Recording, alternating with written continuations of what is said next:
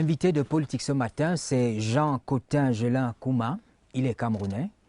Il est docteur en sciences politiques, diplomate et conseiller culturel à l'ambassade du Cameroun à Moscou, c'est en Fédération de Russie.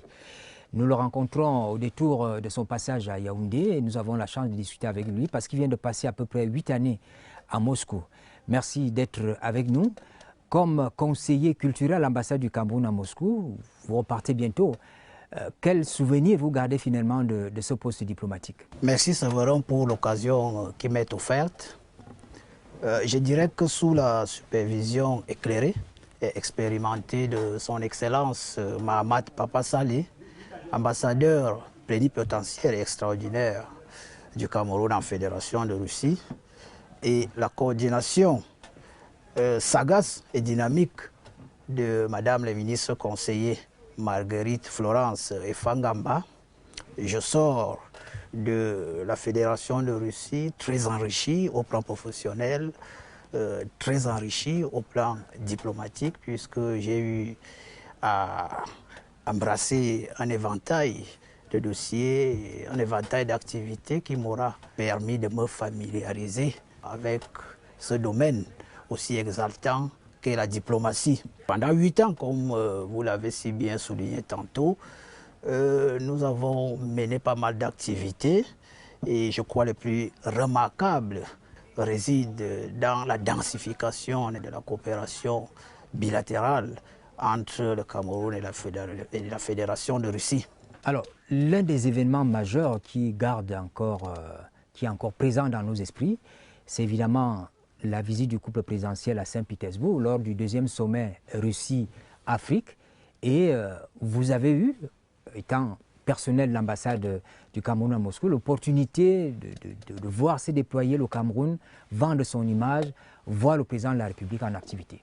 Oui, vous savez, son Excellence, le président de la République, Paul Biya, impassible, tel un sphinx à l'aune de la néo-bipolarité, et fidèle à son approche d'esquive de la binarité, c'est-à-dire du neutralisme, contenu dans les sacro-saints principes de la politique étrangère du Cameroun, a bien voulu honorer de sa présence au 2e sommet Russie-Afrique tenu à Saint-Pétersbourg du 26 au 30 juillet dernier. Donc nous avons été tellement fiers d'accueillir la plus haute autorité de l'État et je crois que sa participation à ce sommet a permis à la coopération bilatérale russo-camerounaise d'engranger les plus-values substantielles sur une pluralité de registres, que ce soit diplomatique, politique, économique, commercial, etc.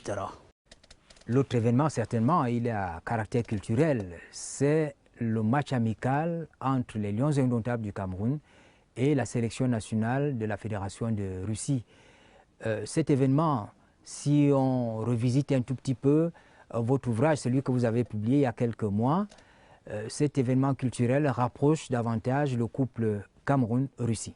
Oui, bien évidemment, le sport constitue un outil de politique étrangère de nos jours. Le sport participe de la dimension soft de la politique étrangère des États. Le sport contribue à la conquête des cœurs et des esprits. Et je dirais que autour du football, le Cameroun et la Fédération de Russie ont décidé de renforcer davantage, à la suite du sommet, du 2e sommet, de renforcer leurs liens d'amitié et de coopération. Et ce match, sans risque de me tromper, a constitué un moment crucial dans les relations bilatérales entre les deux pays. Monsieur le conseiller, on sait que la compétence géographique du poste diplomatique du Cameroun à Moscou, elle est assez vaste.